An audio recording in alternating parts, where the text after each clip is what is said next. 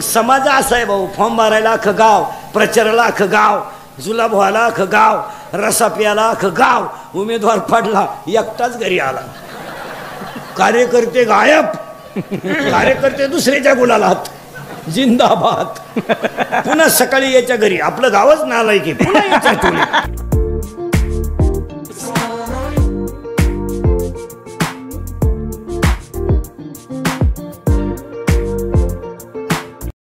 शक्ती आहे लोकांना, भक्ती नाही. महिला मंडळ पटकन उत्तर द्या. तुमचा भाऊ ना आमचा भाऊ संगत जेवायला बसला, लबाड बोलायचं नाही. आणि तुम्ही भजे वाढायला आल्या, एका होईनं भज जास्त कोणत्या ताटात टाकाल? तुमच्या त्याच्या बापाची पेंड आहे का? तिला नाही आम्ही. हा झालं फायनल.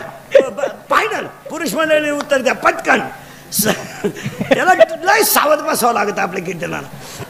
हे साडू नाही पैसे उसने मागितले आणि भावा नाही मागितले. कोणला हा म्हणा? साडूला. भावाला म्हणणार रविवारी पाहू, साडूला चला पटकन. लहान आले पोरं, ए बऱ्या लहान आले पोरं, आपल्या घरी मावशी जास्त वेळा येते का आरत्या? मावशी करेक्ट.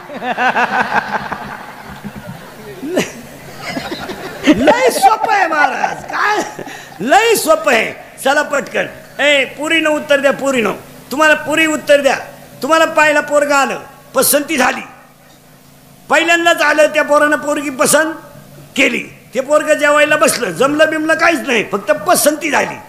तुमच्या भावासंग ते जेवायला बसलं, ते नवं शिंगरू.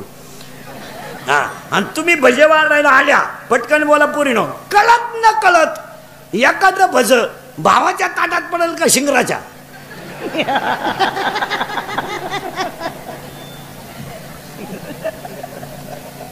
शिंगराच्या. साधं उदाहरण आहे. मग इतक्या दिवस राखी बांधली, तो भाऊ लाटला आणि हे दुसऱ्याच्या पल्सरला पेट्रोल टाकून आलं.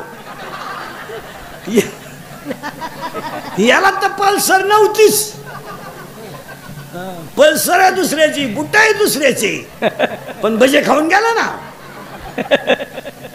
मग समाज असा आहे भाऊ, फॉर्म भरायला अख्खं गाव, प्रचाराला अख्खं गाव, जुलाब व्हायला अख्खं गाव, रसा प्यायला अख्खं गाव, उमेदवार पडला एकटाच घरी आला. कार्यकर्ते गायब, कार्यकर्ते दुसऱ्याच्या गुलालात, जिंदाबाद. पुन्हा सकाळी याच्या घरी, आपलं गावच नालाय की पुन्हा याच्या टोळी. काळ अतिशय वाईट आहे. इंद्रिकरचं कीर्तन आहे. हे काल सत्य, आज सत्य, उद्या सत्य. आपल्या तोंडातून वाक्य बाहेर पडलं ते सत्य. 15 वर्षापूर्वी पुढाऱ्याच्या मागे हिंडणारे कार्यकर्ते आणि आता हिंडणारी टोळी याच्यात जमीन आसमानाचा फरक आहे. 15 वर्षापूर्वी कार्यकर्ते फिरत होते निष्ठा म्हणून, आता कार्यकर्ते फिरतात मिळतंय म्हणून. जर मिळालं नाही बॉम्बाला. एखाद्या सरपंचाला एखाद्याने 8:30 वाजता फोन केला रात्री, माझी पोरगी आजारी आहे, तो जर म्हणला सकाळी पाहू, कार्यकर्ता काय म्हणतो म्हणजे कोणाशी बोलत तू बोलतो कोणाशी? 5 वर्ष तुझ्या मागे हिंडलो मी, चुत्या होतो का दुसऱ्या पक्षात? आता निष्ठा नाहीये, निष्ठा निष्ठी आहे, निष्ठा निष्ठी. आता निष्ठा बिष्ठा ही फक्त गुरुजींनाच शिकवायची पोरांना नाही. आता काहीच करायचं नाही. आता महाराज मग आतापर्यंत एवढे शाळा झाल्या, पुस्तकं झाले, शिक्षक शिकून लोक मेले. पुस्तकाचं पुस्तकातल्या आतल्या पानातलं पहिलं पान कधी गुरुजीने पोराला शिकवलं का? पुस्तकाच्या बस सगळं उलटे पालटे झाले, गायड निघाले, अपेक्षित निघाले, नवनीत निघाले, प्रश्नपत्रिका संच निघाला, सराव परीक्षेचे संच निघाले, गायड वाचू पोरं मेले, नोकरीला लागून रिटायर झाले, पुन्हा मेले, त्यांचे नातू परत तयार झाले. मग एवढं झालं, मग पुस्तकाच्या आतलं पान कधी गुरुजीनं पोराला शिकवलं का?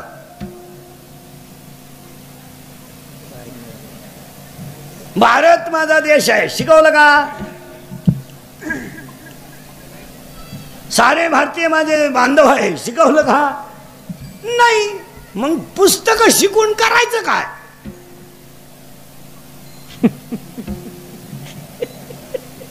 जे शिकवायला पाहिजे ते शिकवलं नाही आणि नको ते शिकून मग रिटायर झाले, येडे झाले.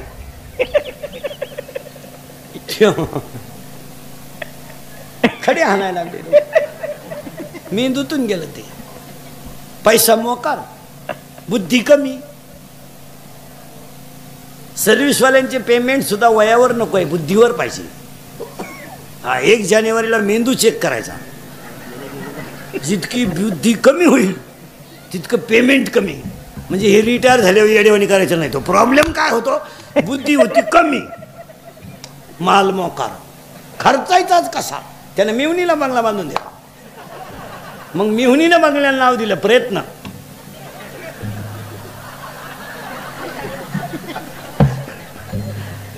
यानं याच्या बंगल्याला नाव दिलं सहकार्य. मग त्याच्या पोरानं गाडी घेतली आणि तिच्यावर नाव लिहिलं सत्यानाश. सावध राहायचं. आपले कीर्तन ऐकलं 2-4 दिवस सुधरत नाही माणसाला. काय बधीर होतो तो, एकटा हसतो घरी यायला. हो आता सगळेजण 2च मिनिटं आजीबाईकडे बघा. वय किती झालं? 100. चेहरा फ्रेश, डोळे फ्रेश, बसणं अजून ठणठणीत. जाऊ दे आता 100 म्हणजे त्या मानाने विक्रम झाला.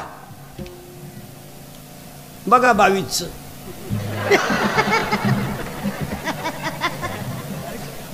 तिसरीला गेलंय, 3 काचाचा चष्मा आहे त्याला. तवा गुरुजी दिसतोय त्याला.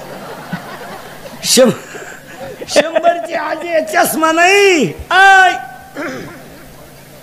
आजीच्या सुनाला चष्मा असेल आली होत.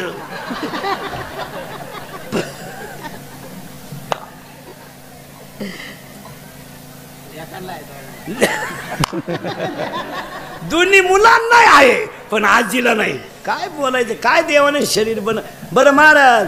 हे 100 वर्षाचं जे शरीर आहे ना, हे नुसतं शरीर नाही, कष्टाचं शरीर आहे. नुसतं शरीर नाही. ते काय नोकरीवाल्याची बायको आहे का? लिफ्टनवर जाती, लिफ्टनं खाली, मणक्यात कॅप, डोळ्याला अंधार आहेत. अगं बाई तू जगती तरी का आला? तू धर त्यालाही मोकळं करी ना, त्यालाही दुसरी करता येईन. तू उलथानं काय करते तू जगून तरी? त्याचा निमा पगार गोळ्यांमध्ये जातोय. महाराज जुनं ते जुन्या म्हाताऱ्याने 3 पोरींचे लग्न केले. टोले जांग, एअर खणली, मोटर बसवली, पाईपलाईन नाही केली, जमीन बैल किनीनं लय केली. 3 पोरींचे लग्न केले, 2 पोरांच्या शाळा केल्या, रुपया कर्जही नाही, गुंठा इकलाय नाही. म्हातारा ठणठणीत. आपल्याला एकच पोर, तिथेही लग्न करायची गरज पडली नाही. मग ती पेपरला गेली, आलीच नाही तर लग्न करतं का? मग ती का निकाल घेऊन येते का काय करत? माणसं म्हणते आम्ही प्रगती केली. काय वांग केलं प्रगती? 58 वर्ष सरकार धुतलं, नोकरी केली. 58ला बंगल्याला कुदळी हल्ली, 60ला बंगला पुरा झाला, 62ला वास्तुशांती झाली, आणि 63ला येतं वर्ष श्राद्ध आलं, बंगल्यात झोपलाच नाही. तू बांधितो का आला? मग त्याच्या पोराने घराला नाव दिलं दादांची कृपा. दादा जिन्यातच मिळेल तर कृपा कशी होईल? अजून 70चं म्हातारा 85 वाचित आहे. 75चं म्हातारा दिंड. बाबा किती झाले? 85. हे 10वी 12वीची शिंगरणीत आहे का? 85. 8व 5. 85. याला 22ला बीपी. याची ते कारण आहे का मारा? ही जुनी जी शरीर आहेत. आता ही आजीबाई आहे, एवढा मोठा परपंच केला ना, तसा नाही केला मारा. चुलीवरची भाकरी, लवकर उठणं, जात्यावर दळणं, चुलीवरची भाकरी, मुलीवर संस्कार, मुलावर संस्कार, गरिबीत राहणं, 3 रंगाचं लुगडं नेसायचं. पण मुलगा शिकलाच पाहिजे. त्यांची मुलं जी मोठी झाली ना, आता आपण शिकवतो म्हणजे फुकट शिकलो का? आपल्या आईवडिलांची पुण्य आहे. काय होतं आपल्याला? काय होतं? आता तुम्ही मी गरीबाचे काय होतं आपल्याला? 7वीपर्यंत पाटी होती आम्हाला. तिला साठा नाही, नुसतं खापार. बरं पाटी फोडितो म्हणून घरचे पत्र्याची घ्यायची, पेन्सिल मोडायची, पण अक्षर ओठत नव्हतं. आणि दप्तराची पिशवी म्हणजे खताची गोण. तिच्यात काय दप्तर होतं का? चिचुके, बोर, कवठ, जांभळ, इटी दांडू, आणि कमराला पट्टी नाही, करगुट्याला लाकोडू. भूक लागली का आट्टा चालवायचा, जेवला का आट्टा उतरायचा. आणि अंडरपॅन्ट तर नवी पोत नाही, अख्खा मोकळा कार्यक्रम नवी हो. असं दिवाळीच्या सुट्टीत वड्याला पाणी राहायचं पहिलं फुल. आखी पोरं आंघोळीला कुठं वड्याला भोंगळी, शेड्या वड्याच्या काढाला मंडळी पाण्यात, वाळूत पसरायचं आणि तापलं का परत पाण्यात. तवर जर घरचे आले चड्ड्या वड्यालाच अख्खी भोंगळी गँग पळायची गावाला. महाराज तुमच्या माझ्या घरात गरिबी होती.